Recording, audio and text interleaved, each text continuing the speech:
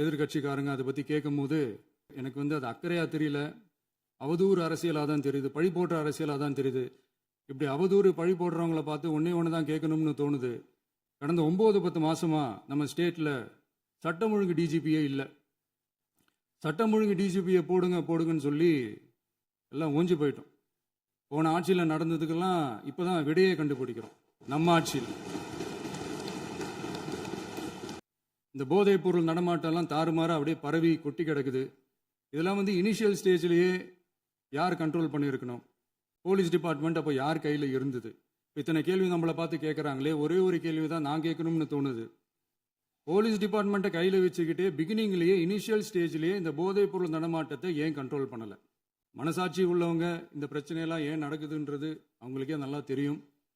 இன்னைக்கு சட்டம் ஒழுங்கை பற்றி கேள்வி கேட்கக்கூடாதா அப்படின்னா தாராளமாக கேட்கலாம். இது ஜனநாயக அரசு, மன்னராட்சிலாம் கிடையாது, மனசாட்சி உள்ள மக்களாட்சி. அதனால் கேள்வி கேட்கலாம், எல்லாருக்கும் எல்லா உரிமையும் உண்டு. விமர்சனம் செய்யலாம், எல்லாருக்கும் எல்லா உரிமையும் உண்டு. ஆனால் நம்ம ஆட்சியில் என்ன நடவடிக்கைகள் எடுத்திருக்கோன்றது தெரிஞ்சுக்கிட்டு அதுக்கேற்ற மாதிரி ஒரு நடுநிலையாக பேசுனீங்கன்னா கொஞ்சம் நல்லாயிருக்கும். சட்டம் ஒழுங்கை பற்றி யாருக்கு என்ன யோசனை இருந்தாலும், மக்கள் நலனுக்காக யாருக்கு என்ன யோசனை இருந்தாலும் அதை தாராளமாக சொல்லலாம். நம்ம அரசு அது காது கொடுத்து கேட்கும்.